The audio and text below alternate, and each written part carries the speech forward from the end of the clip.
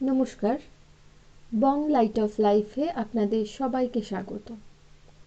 আজকের গল্প অনন্ত কুমার চট্টোপাধ্যায় রচিত শিকার। শুনতে থাকুন শিকার। সাইকেলখানা বাগানের বেড়ার ধারে রেখে বাংলোর বারান্দায় উঠে পিঠ থেকে হ্যাবাসেক আর বন্দুকটা নামিয়ে অনাথ সোজা হয়ে দাঁড়ালো। তারপর পকেট থেকে রুমাল বার করে কপালের ঘাম মুছতে মুছতে হাঁক দিল, চৌকিদার। শীতের আসন্ন সন্ধ্যায় মেদিনীপুর অঞ্চলের এক ডাক বাংলো শেষ সূর্যাস্তের আলোয় দীপ্যমান। এ অঞ্চলের অনুর্বর ভূমি সমতল নয়, পৃথিবীর উপর কঠিন ঢেউয়ের মতো অনেক দূর পর্যন্ত চলে গিয়েছে। মনে হচ্ছে নিকটস্থ কোনো পার্বত্য ভূমির অস্তিত্ব সম্বন্ধে ওরা সতর্ক সংকেত দিচ্ছে। ঢেউগুলির চূড়ায় চূড়ায় রাঙা আলোর আলপনা, তার কোলে কোলে পাতলা ছায়ার রেখা। আরও দূরে আকাশের শেষ সীমানায় শালবনের রং কালো হয়ে আকাশ ও পৃথিবীর মিলন মোহনায় কেমন এক ধরনের রহস্য ভরা ছেদ রচনা করেছে। অনাথ সকল কিছুর উপর তার মুগ্ধ দৃষ্টি বুলিয়ে নিয়ে রূপ মুচকে বহু দূরে লাল রাস্তার প্রান্তে চেয়ে রইল, যেখানে একটি কালো বিন্দুকে কেন্দ্র করে খানিকটা লাল ধুলো সোনালি আলোয় ঝিকমিক করছে। চৌকিদার এসে সেলাম করে দাঁড়ালো। দীর্ঘ সাঁওতালি গড়ন, এই অঞ্চলের শালগাছের মতো সতেজ সুন্দর। মাথার ঝাঁকড়া চুলগুলো ঘিরে একটা লাল গামছা বাঁধা। কালো চেহারার পরিপুষ্ট মাংসপেশিগুলিতে যেন কোনো নিপুণ শিল্পীর দরদ ভরা স্পর্শ রয়ে গিয়েছে। মুগ্ধ অনাথ বলেই ফেলল, বাহ। তার কণ্ঠে শুধু বিস্ময় নয়, কিছুটা শ্রদ্ধাও। তারপর চৌকিদারের সংকোচ লক্ষ্য না করেই বলল, শোনো হে, কি তোমার নাম? আজ রাতটা আমাদের এখানে থাকতে হবে। কাল ভোরেই আমরা শালবনে চলে যাচ্ছি, ওখানেই আমাদের ক্যাম্প।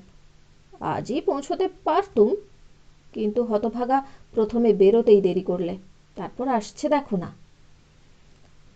কথা শেষ না করে রাস্তার দিকে চাইলে। দূরের কালো বিন্দুটা অনেকটা বড় হয়েছে, স্পষ্ট বোঝা যাচ্ছে টুপি ও হাফ প্যান্ট পরে সাইকেলে কে একজন বাংলোর দিকে আসছে। তার পেছনে বহু দূর পর্যন্ত ধোঁয়ার মতো লাল ধুলোর রেখা, আর সামনে সাইকেলের উজ্জ্বল অংশগুলি সূর্যালোকে ঝকঝক করছে। চায়ের জন্য একটু দুধ আর একটা মুরগি জোগাড় করতে পারবি? অনাথ প্রশ্ন করল। চৌকিদার আমতা আমতা করে জবাব দিলে, সবই জোগাড় হতো বাপু, কিন্তু কিন্তু কি রে বেটা, পয়সা দেব। চৌকিদার একটু হাসলে, তা নয় বাপু, গায়ে আজ কদিন থেকে দেবতার উৎপাত শুরু হয়েছে। অনাথ তাকে শেষ করতে না দিয়ে বললে, দেবতা? কণ্ঠস্বর নামিয়ে চারিদিকে চেয়ে ভীতি বিহ্বল কণ্ঠে চৌকিদার বললে, দেবতা মানে বাঘ বাপু। এতদিন গরু ছাগল নিচ্ছিলেন, পরশু রাতে মানুষে হাত দিয়েছেন। হুররে, বলিস কি রে? আগ্রহে অনাথ সোজা হয়ে দাঁড়ালো। আনন্দে বন্দুকটা তুলে নিয়ে একটা চুমকুড়ি দিলে। তার চোখ দুটো অস্বাভাবিক উজ্জ্বল। শশাঙ্কর সাইকেল তখন বাংলোর হাতার মধ্যে এসেছে। অনাথ চিৎকার করে বললে, শশাঙ্ক, বাঘ! বাঘ! ভয়ে ও বিস্ময়ে আঁতকে উঠল শশাঙ্ক। তারপর মুহূর্তের মধ্যে একটা বিপর্যয়। সাইকেল আর তার আরোহী দুদিকে ছিটকে পড়ল। চৌকিদার দৌড়ে গেল সাহায্য করতে, আর অনাথ উচ্চ হাসির সঙ্গে ইজি চেয়ারটায় শুয়ে পড়ল। শশাঙ্ক গায়ের ধুলো ঝাড়তে ঝাড়তে বারান্দায় উঠতে উঠতে বলল, ইডিয়ট কোথাকার, এমনি চমকে দিলি। অনাথ হাসি থামিয়ে নাটকীয় ভঙ্গিতে হাত জোড়ো করে বললে, ফিরে যাও বীরবর, নাহি কাজ বিনাশী শার্দুলে, হতভাগা। বাঘের নাম শুনেই চিৎপাত? সাক্ষাতে কি উৎপাত বাঁধাবি বুঝতে পারছি। আমি বাঘের কথা তো পথেই শুনে এসেছি। এমনি চিৎকার করলি যে মনে হলো বাঘটা বুঝি পেছনে। আচমকা নিজে হলে বেশ বোঝা যেত। এবার সেও হাসছে। চৌকিদার ঘটনাটি খুলে বললে, কদিন থেকে এই অঞ্চলে একটা বাঘ বেজায় উৎপাত করছে। এমনি এ অঞ্চলে মাঝে মাঝে হয়, ছাগল গরু নিয়েই বাঘ ক্ষান্ত হয়। কিন্তু পরশু ঝুমরুর ছেলেটা সন্ধ্যাবেলা বাড়ি এলো না। কাল নদীর ধারে তার আধখানা পাওয়া গিয়েছে। 13-14 বছরের জোয়ান বেটা। ঝুমরু একেবারে মুষড়ে পড়েছে। কিন্তু একটা নিয়ে তো রক্ষে হবে না বাবু। শুনেছি মানুষের রক্ত একবার খেলে আর তাদের মুখে অন্য কিছু রোচে না। আসন্ন অন্ধকারের দিকে চেয়ে ওর চোখ দুটো শঙ্কাতুর, কিন্তু উৎসাহে অনাথের চোখ দুটো জ্বলজ্বল করছে। সত্যিকারের মানুষ খেকো বাঘের সন্ধান পেয়ে শশাঙ্ক তেমন আর উৎসাহ বোধ করছে না। অনাথ প্রশ্ন করলে, তোরা কেউ দেখেছিস বাঘটাকে? নিরাশার সঙ্গে মাথাটাকে দুলিয়ে চৌকিদার জবাব দিলে, না বাবু, তিনি তো বাঘ নন, বাঘরূপী দেবতা। মারিচ সর্দার বলছে বনবিবির পুজো করবে, তাই।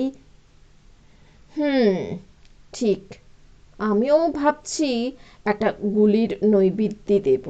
কি বলিস শশাঙ্ক? কিন্তু দেখিসনি যদি, তবে জানলি কি করে যে তোদের দেবতা বাঘ? নদীর চরে বালুর উপর তেনার পায়ের ছাপ দেখেছি বাবু। সূর্যাস্তের লাল আলো বাংলোর প্রাঙ্গণের দুটি শাল গাছের মাথা থেকে সরে গিয়েছে। সেই দিকে চেয়ে চৌকিদার উঠে দাঁড়িয়ে বললে, আঁধার আসছে। অর্থ সুস্পষ্ট। তাই শশাঙ্ক বললে, তুই যা, কাল একবার ভোরে আসিস। আমাদের সঙ্গে যে খাবার আছে তাই খেয়েই আমরা রাতটা কাটিয়ে দেব। অনাথ হুম বলে চুপ করে রইল। চৌকিদার নিচু হয়ে নমস্কার করে উঠানে নেমে গেল। তারপর ত্রস্ত পদে শালগাছের তলায় শুকনো পাতার উপর মরমর তুলে বেরিয়ে গেল। অনাথ মনে মনে অনেক কিছু ভেবেছে এর মধ্যে। বললে, দেখ শশাঙ্ক, ব্যাঘ্রপুঙ্গব মহৎ লোক, সন্দেহ নেই, একেবারে আমাদের হাতের মধ্যে এসে গিয়েছেন। বোধ হচ্ছে এ যাত্রা আর জঙ্গলে জঙ্গলে ঘুরতে হবে না। তবে এ বেটা মানুষ খেকো, একটু। কি রে, ঘাবড়ে যাচ্ছিস নাকি? কাল সকালে নদীর ধারে ওর পায়ের ছাপটা একবার দেখব। মানে ওর চেহারাটা আমাকে একটু আন্দাজ করে নিতে হবে। আর একটা লোক পাঠাতে হবে ক্যাম্প ইকুইপমেন্টগুলো ফিরিয়ে আনবার জন্য। এই বেটাদের সাহায্য বোধ হয় কিছু পাওয়া যাবে না, এদের দেউতায় পেয়েছে। তবে ওই যে ঝুমরু নাকি একটা নাম বললো না, যার ছেলেটাকে খেয়েছে, সেটাকে বোধহয় কাজে লাগানো যাবে। সদ্য পুত্রশোকে প্রতিশোধ নেবার একটা স্বাভাবিক স্পৃহা তো থাকাই উচিত। মোট কথা আমরা তাহলে আর শালবনে যাচ্ছি না? না, দেবতা সেদিক থেকে আমাদের অনেক সুরাহা করে দিয়েছেন। শশাঙ্ক বেশ খুশি হলো। ওর অর্থ ও উৎসাহ আছে, কিন্তু সাহস ও শক্তির অভাবে শেষ পর্যন্ত উৎসাহকে সজাগ রাখতে পারে না। আজকের 16 মাইল সাইকেলে আসার ক্লান্তি কালকের অভিযানের চিন্তাকে এমনিতেই আনন্দ দিচ্ছিল না। তাছাড়া বিপন্ন বিব্রত গ্রামবাসীদের একটা সত্যিকারের উপকারে লাগবে, এটাও কম কথা নয়। উপকারে যে লাগবেই এ বিষয়ে ওর সন্দেহ নেই, কারণ অনাথের উপর নির্ভর করে শুধু শশাঙ্ক কেন, যে কেউ পারে। চেয়ার ছেড়ে উঠে দাঁড়িয়ে বললে, চল ঘরে যাই, বাইরে বেশ ঠান্ডা পড়ছে। বল না, ভয় করছে। ননসেন্স। বন্দুক আর হ্যাবারশেক ভিতরে নিয়ে যেতে যেতে ধমক দিল শশাঙ্ক। অনাথ সাইকেল দুখানা ভিতরে তুললে। শুকনো রুটি চিবোতে চিবোতে একটি কর্মপদ্ধতি দুজনে ঠিক করলে। ভোরে উঠে নদীর উপর পায়ের দাগগুলো পরীক্ষা করতে হবে। কাদার উপর দাগ থাকলে ভালো, বালুর উপরের দাগ আবার বড় দেখায়। বেলা বাড়লে দাগগুলো আরও 5টা দাগের সঙ্গে মিলিয়ে গেলে মুশকিল হবে। তারপরে ফিরে এসে খেয়ে এদের সর্দারের সঙ্গে একবার দেখা করা। উপকার যে কিছু একটা হবে তা নয়, তবু। ইতিমধ্যে আজ রাতে দেউতা যদি কোনো গরু ছাগলের উপর দিয়ে ফলারটা সেরে নেন, তাহলে তো সোনায় সোহাগা, মানে টাটকা সন্ধান পেলে পরিশ্রমটা কিছু বাঁচে। অনেকক্ষণ আলাপ আলোচনার পর শশাঙ্ক হাত ঘড়িটার দিকে চেয়ে বলল, ওহ, 12টা বেজে গিয়েছে রে, চল শুয়ে পড়ি। দরজা বন্ধ করে ওরা দুজনে কম্বল জড়িয়ে দুখানা নেওয়ারের খাটে শুয়ে পড়ল। অল্পক্ষণের মধ্যেই নিঃশ্বাস প্রশ্বাসের সমতায় অনাথের মনে হলো শশাঙ্ক ঘুমিয়ে পড়েছে। ডাকলে, শশাঙ্ক? কোনো সাড়া এলো না। অল্প হেসে অনাথও পাশ ফিরে ঘুমোবার চেষ্টা করল, কিন্তু ঘুম এলো না। কিছুক্ষণ এপাশ ওপাশ করে বিছানা ছেড়ে উঠে পড়ল। ফ্লাস্ক খুলে খানিকটা জল খেয়ে দরজা খুলে বারান্দায় এসে দাঁড়ালো। কৃষ্ণপক্ষের কোনো একটা তিথি। অনেক রাত্রে চাঁদ যে কখন উঠেছে কেউ জানতেই পারেনি। উজ্জ্বল জ্যোৎস্না দিকে দিকে ছড়িয়ে পড়েছে। কোমল আলোয় কেমন এক ধরনের ম্লান বৈধব্যের ইঙ্গিত। আলো ছায়ার মাঝে বন্ধুর মাটির চূড়াগুলো স্পষ্ট হয়ে উঠেছে। মনে হচ্ছে সারা পৃথিবী জোড়া নিস্তব্ধ কবরের মধ্যে কারা যেন ঘুমিয়ে পড়েছে। বাংলোর প্রাঙ্গণের শালগাছটায় শিশিরে ভেজা পাতাগুলি চাঁদের আলোয় চকচক করছে। গাছের তলায় অন্ধকার গভীর। একটা দল ছাড়া জোনাকি সেখানে আলো জ্বালবার ব্যর্থ চেষ্টা করছে। অনাথ বিড়বিড় করে বললে, শশাঙ্কটা থাকলে এপ্রিসিয়েট করতে পারত। তারপর আবার ভেতরে এসে দরজা বন্ধ করলে। বাইরেটা যেমনি ঠান্ডা, ভেতরটা তেমনি গরম। পায়ের দিকের জানলার দুটো খড়কড়ি খুলে শুয়ে পড়ল।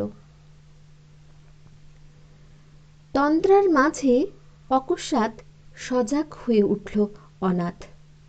বাংলোর বাইরে শালপাতার উপর স্পষ্ট কিসের শব্দ। কম্বল ফেলে বিছানা ছেড়ে উঠে দাঁড়ালো। পা টিপে টিপে খড়খড়ির ধারে এসে তার ভিতর দিয়ে বাইরেটা দেখবার চেষ্টা করলে। শব্দটা আরো স্পষ্ট। পায়ের শব্দ বলেই তার মনে হচ্ছে। শব্দটা ক্রমেই কাছে এসে তারপর হঠাৎ যেন থেমে গেল। অনাথ নির্নিমেষে চেয়ে আছে, কিন্তু তার চোখের সামনে জ্যোৎস্না প্লাবিত ভূখণ্ড ছাড়া আর কিছু দেখা যায় না। তবু মনে হয় বাংলোর হাতার মধ্যেই তাদের বাঞ্ছিত অতিথি এসে গিয়েছে। রুদ্ধ নিঃশ্বাসে পা টিপে টিপে এগিয়ে গেল শশাঙ্কর খাটের কাছে। ঝুঁকে পড়ে চাপা গলায় ডাকলে, শশাঙ্ক। শশাঙ্কর সাড়া না পেয়ে ওর বাহু দুটো ধরে দুবার নাড়া দিলে। শশাঙ্ক শব্দ করেই জাগছিল।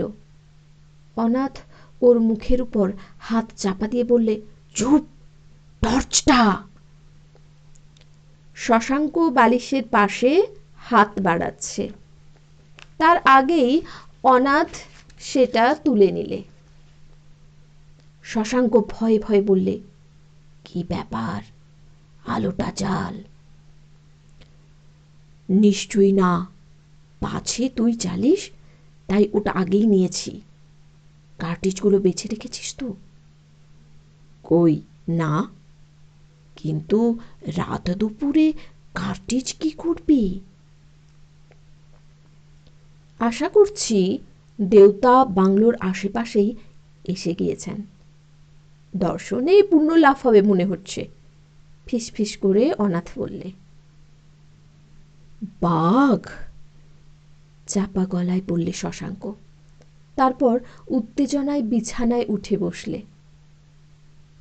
একেবারে চুপ। কার্টিজের বাক্সটা তোকে দিচ্ছি, তুই কম্বল মুড়ি দিয়ে টর্চ জেলে দুটো বল বেছে দে, দেখিস ভুল করিসনি। টেবিলের উপর থেকে হাতড়ে কার্টিজের বাক্সটা নিয়ে ওর হাতে দিলে। তারপর অতি সন্তর্পণে ক্যানভাসের কেস থেকে বন্দুকটা বার করে ফিট করে নিলে। শশাঙ্ক দুটো কার্টিজ অনাথের হাতে দিয়ে উঠে পড়ল। প্রথমেই দরজার খিলটা পরীক্ষা করে দেখলে। গুলি খেয়ে বাঘ যদি লাফিয়ে পড়ে তাহলে ওটা টিকবে না। নিরাশার সুরে চুপি চুপি বললে, সুবিধের নয় অনাথ, কত বড় জানি না, যদি অনাথের দিক থেকে কোনো সাড়া না পেয়ে শশাঙ্ক ফিরে দেখলে সে খড়খড়ির ফাঁক দিয়ে কি যেন অখণ্ড মনোযোগে দেখবার চেষ্টা করছে। শশাঙ্ক পা টিপে টিপে ওর পেছনে গিয়ে দাঁড়ালো।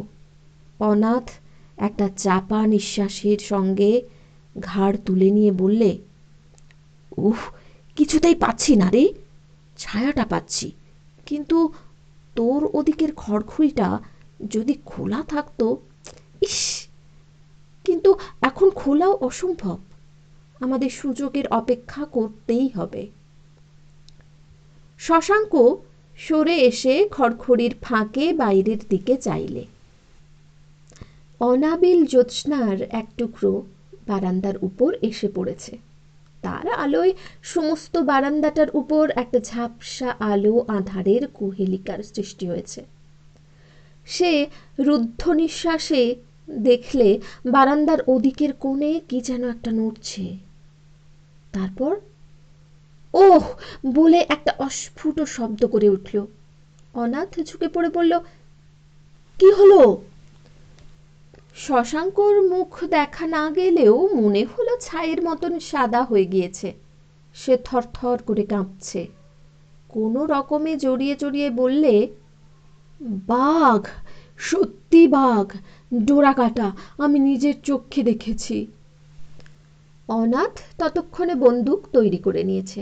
শক্ত হাতে শশাঙ্ককে জানলার কাছ থেকে সরিয়ে দিয়ে অত্যন্ত সন্তর্পণে দোনল বন্দুকের নলটা ভিতরে পুরে দিলে। তারপর হাঁটু গেড়ে বসে ট্রিগারের উপর হাত রেখে নির্নিমেষ চোখে বাইরে চেয়ে রইল।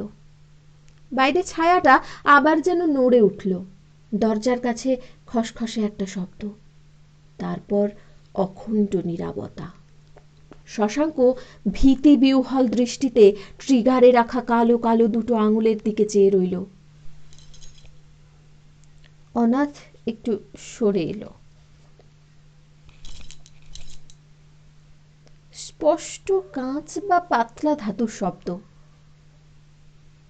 ওহ ভগবান! অকস্মাৎ অনাথ বন্দুকের নলটা ভিতরে টেনে নিলে। তার কপালে বিন্দু বিন্দু ঘাম, সমস্ত শরীরটা গভীর উত্তেজনায় কাঁপছে। বন্দুকের নলটা ভেঙে কার্টিজ দুটো বার করে নিতে নিতে শশাঙ্ককে বললে, দৌড় খোল শশাঙ্ক, বাঘ নয় মানুষ। ওর গলাটা কাঁপছে। মানুষ? মুহূর্তের মধ্যে শশাঙ্ক টর্চটা হাতে তুলে নিয়ে দরজার দিকে এগিয়ে গেল এবং দরজা খুলে টর্চের বোতামটা টিপে ধরলে। অত্যুজ্জ্বল সংহত আলোকরশ্মি বাতাসের উপর দিয়ে বহুদূর পর্যন্ত বিস্তৃত হয়ে পড়ল। আলোটা ঘোরাতেই শশাঙ্ক দেখলে দূরে শাড়ি পরা একটি মেয়ে সংকুচিতভাবে বারান্দার এক কোণে দাঁড়িয়ে আছে। শশাঙ্কর কথা হারিয়ে গিয়েছে বিস্ময়ে, তবু যথাসাধ্য চেষ্টায় বললে, কে তুমি? মেয়েটি নিজেকে সামলে নিয়েছে। শশাঙ্ক দেখলে তার দু চোখে ধারালো এক ফালি হাসি। অকস্মাৎ অনবধানতার ছল করে দেহের ঊর্ধ্বাংশের একদিক অনাবৃত করে দিল মেয়েটি। অপূর্ব সুন্দর দেহরেখা, কালো পাথরে কোঁদা ভেনাস। টর্চের আলোটা তার কৃষ্ণ চিক্কণ দেহের উপর যেন পিছলে পড়ছে। মুহূর্তে টর্চের মাথাটা মাটির উপর নামিয়ে ধরল শশাঙ্ক। অনাথ ততক্ষণে ওর পেছনে এসে গিয়েছে। সেই গর্জন করে উঠল, শশাঙ্ক, দে তো আমার চাবুকটা। দ্বিতীয় ব্যক্তির কণ্ঠস্বর সত্যি চাবুকের মতো মেয়েটির মুখের উপর গিয়ে পড়ল। ত্রস্তভাবে সে তার কাপড় গুছিয়ে নিলে, একবার ভীতি বিহ্বল দৃষ্টিতে দরজার দিকে চেয়েই চোখ নামিয়ে নিলে। অনাথ তেমনি সুরেই বললে, বদমাস মাগি, বেরো এখান থেকে। শশাঙ্ক এবার সহজ কণ্ঠে বললে, তোমার ভুল হয়েছে, আমরা সেসব লোক নই বাছা। মেয়েটি আরও একবার তার শঙ্কিত বড় বড় চোখ দুটো ওদের দিকে তুললে, তারপর সিঁড়ির দিকে এগিয়ে গেল। একটা কথা মনে হতে শশাঙ্ক চমকে উঠল। সন্ধ্যার সঙ্গে সঙ্গে চৌকিদারের চোখে মুখে যে উৎকণ্ঠা আর শঙ্কার ছায়া নেমে এসেছিল তা তার এখনো মনে আছে।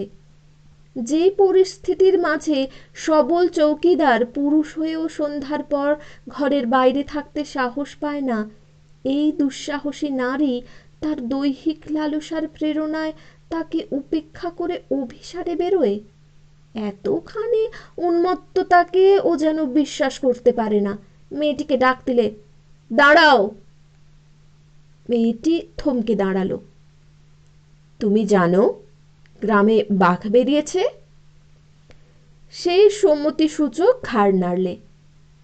তবে কোন সাহসে এত রাতে পথে বেরিয়েছ? মেয়েটি জবাব না দিয়ে একভাবে দাঁড়িয়ে রইল। এবার অধৈর্য হয়ে শশাঙ্ক বলল, বলো। শুধু কৌতূহল নয়, আদেশ। মেয়েটির মুখ খুলল। আজ 4 দিন ছেলে আর মেয়েটাকে কিছু খেতে দিতে পারিনি বাবু। এমনিতে কেউ একটা পয়সাও ভিখ দেয় না। সহজ আর করুণ তার কণ্ঠস্বর, অবিশ্বাস জাগায় না। ঘুমন্ত রজনীর স্থির জ্যোৎস্নার বিনা তারে কে যেন আঘাত করে বেদনার সুর তুলেছে। অভিসারিকা আর অভিসারিকা নয়, একটা ভুবন ভরা মাতৃত্বের মাঝে তার দেহের সকল কলঙ্ক ধুয়ে মুছে গিয়েছে। ভেনাস নয়, ক্ষুধিত সন্তানকে বুকে নিয়ে ম্যাডোনা। শশাঙ্কর মুখে বেদনার ছায়া, অনাথের কণ্ঠস্বর নরম হয়ে এসেছে। তুই জানলি কি করে আমরা এখানে এসেছি? মেয়েটির সাহস ফিরে এসেছে। বললে, বাবু যখন পথের পাশে দোকান থেকে সিগারেট কিনছিলেন, আমি সেথায় দাঁড়িয়েছিলুম। শশাঙ্ক আবার চমকে উঠে বললে, সে তো অনেক দূর, এখান থেকে 2-3 মাইল। তুমি থাকো কোথায়? ওই হোথায়। শশাঙ্ক মাঠের দিকে বহুদূর পর্যন্ত চাইলে। তার চোখের উপর একটা নিরন্ন সংসারের ছবি। একটাই বা কেন? দুর্ভিক্ষ, সারা বাংলা জুড়ে কঙ্কালের শোভাযাত্রা। অনাথের রাগ আর হতাশার ঝাঁজ তখনও সম্পূর্ণ মেলায়নি। রুক্ষস্বরে বললে, দূর করে দেবে সাটাকে। বরাত ভালো, গুলি খায়নি, রাত শেষ হয়ে এলো, চল একটু গড়িয়ে নিই। মেয়েটি পিছন ফিরলে। শশাঙ্ক আবার বললে, দাঁড়াও। তারপর ঘরে ঢুকে বালিশের তলা থেকে ব্যাগটা বার করে একটা টাকা এনে তাড়াতাড়ি ওর হাতে দিলে।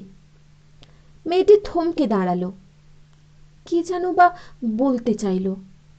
তারপর কিছু না বলে একবার মাত্র ওর দিকে চেয়ে দ্রুত পথে নেমে গেল। ওরা দেখল প্রথমে তার সম্পূর্ণ দেহ, তার পদতলে ছায়া, তারপর শুনলে শালগাছের তলায় তলায় শালপাতার উপর তার পায়ের শব্দ। তারপর আবার দেখলে অকলঙ্ক চন্দ্রালোকে তার ডুরে শাড়িখানা, তারও পর বস্তু বর্ণহীন শুভ্রতার মাঝে সব মিলে একাকার হয়ে গেল। ঘরে ফিরে এলো দুজনে। হঠাৎ শশাঙ্কের মনে হলো টাকাটা রূপোর টাকা, 5ম জর্জের মোহর আঁকা, একটাই ছিল ওর ব্যাগে। নিঃস্ব ভারতের শুভেনার চলবেও না। তাড়াতাড়িতে ভুল হয়ে গিয়েছে, আর প্রয়োজনের অনুপাতে অকিঞ্চিত করো। অনাথকে কিছু বলল না, তবে মনে মনে ঠিক করলে আগামীকাল সকালে মেয়েটির খোঁজ নিয়ে ভুলটা শুধরে নেবে। অনাথ বন্দুকটা কেশে ভরে নিজের বিছানাটা ছাড়তে ছাড়তে বললে, উফ, একটু হলে আজ কি কাণ্ড হতো বলতো। এত নার্ভাস আমার জীবনে হয়নি। কিন্তু দেখলি, সাহস আছে মাগিটার। শশাঙ্ক বিছানায় শুয়ে গায়ে কম্বল জড়াতে জড়াতে বললে, এর কারণ আছে অনাথ। আমাদের দেশি বিদেশি সরকারি কর্মচারীদের অনেকেই এর জন্য দায়ী। অনেক বেলায় চৌকিদারের ডাকে ওদের ঘুম ভাঙল। দরজা খোলার সঙ্গে সঙ্গে সে ব্যস্তভাবে বললে, আবার তিনি এসেছিলেন কাল রাতে। এবার মংরুর বউকে নিয়েছেন। কে মংরুর বউ?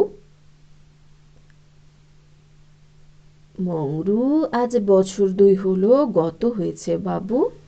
তার বউ দুটো নাবালিক নিয়ে ওই হোথায় থাকে বলে আঙুল দিয়ে একটা দিক দেখাতে শশাঙ্ক চমকে উঠল।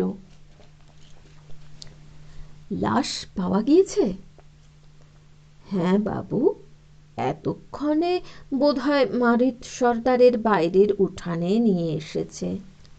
শশাঙ্ক গায়ে কোটটা দিতে দিতে বললে, চল অনাথ, দেখে আসি।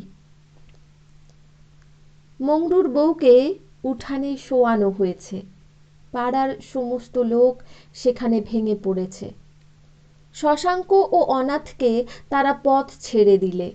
রক্তাক্ত মাটির উপর শুয়ে আছে মংরুর বউ। তার পরনের ডুরে শাড়িখানা রক্তে ভিজে কালো হয়ে গিয়েছে। চিনতে কষ্ট হয় না দুজনের। বুকের একটা পাশে প্রায় কিছু নেই। কাল রাত্রে ওই দিকটা অনাবৃত করে ওদের লালসা জাগাতে চেয়েছিল মেয়েটি। পাপ। শশাঙ্ক একবার যেন শিউরে উঠল। কিন্তু প্রায়শ্চিত্ত মনে হয় অনেক বেশি। হাত দুটো মুঠো করে চোখ দুটো বিস্ফারিত করে শুয়ে আছে মেয়েটি। সূর্যের আলোয় তার হাতের মুঠির মধ্যে কি একটা চকচক করছে মনে হলো। শশাঙ্ক ঝুঁকে পড়ে দেখলে টাকা। মারিত সর্দার সন্তর্পণে তার মুঠি থেকে টাকাটা বার করলে। রক্তাক্ত টাকা, 5ম জর্জের মোহর আঁকা। শশাঙ্কের মনে হলো তার মায়ের লক্ষ্মীর কৌটোর একটা সিঁদুর মাখানো টাকার সঙ্গে এর কোথায় যেন মিল আছে। অনেক বেলায় ওরা বাংলোর পথ ধরলে। দুজনে পথ চলছে, নিশ্চুপ। কিছুক্ষণ পরে নিস্তব্ধতা ভঙ্গ করতেই অনাথ যেন জোর গলায় বলে উঠল, বেশ হয়েছে মাগির, যেমন কর্ম তেমন ফল। শশাঙ্ক আহত হলো, কিন্তু জবাব দিল না। অনাথ আবার বললে, কিরে এমন চুপচাপ যে? কাল রাত্রির কথা ভাবছি। যে অন্যায় করেছি তার সীমা পরিসীমা নেই। অন্যায় আমাদের? বিস্ময়ে থেমে থেমে বললে অনাথ। বোধহয় ভুলই বেশি। ভুল হয়েছে কাল রাত্রে ওকে ছেড়ে দেওয়ায়। একটা দুঃসাহসে ভর করে ও এসেছিল সত্যি, কিন্তু ভরসা ছিল রাত্রে ওকে ফিরতে হবে না। আর আমরা তাকে ফেরার দুঃসাহসের প্রেরণা দিয়েছি। লক্ষ্য করেছিলি কিনা জানি না, ফেরার সময় ও কোনো দিকে না চেয়ে প্রায় দৌড়চ্ছিল। Damn it! অনাথ প্রতিবাদ করে বললে, তাই বলে বেশ্যার সঙ্গে রাত কাটাবো? তুই এই কথা বলতে চাস? শশাঙ্ক একটু হাসলে, কিন্তু কথা বললে না। অনাথ অবাক হয়ে গিয়েছে। বললে, তাহলে ভাবতে পারিস আজ সকালের কথাটা? ভাবতিস কথাটা চাপা থাকতো? আজ সকালে কি হতো জানি না অনাথ, কিন্তু যা হয়েছে তার চেয়ে খারাপ কিছু নিশ্চয়ই হতো না, এ কথা এখন অসংশয়েই বলতে পারি। ক্লান্ত কণ্ঠে শশাঙ্ক আলোচনার সমাপ্তি টেনে দিলে। ওরা বাংলোয় ফিরে এলো। কি কেমন লাগলো গল্পটা? কমেন্ট করে জানাতে ভুলবেন না কিন্তু। ভালো লাগলে লাইক করা চাই আর শেয়ার করা চাই বেশি বেশি। আর যদি এমনই সুন্দর সুন্দর গল্প শুনতে চান তাহলে চ্যানেলটি অবশ্যই সাবস্ক্রাইব করে রাখুন।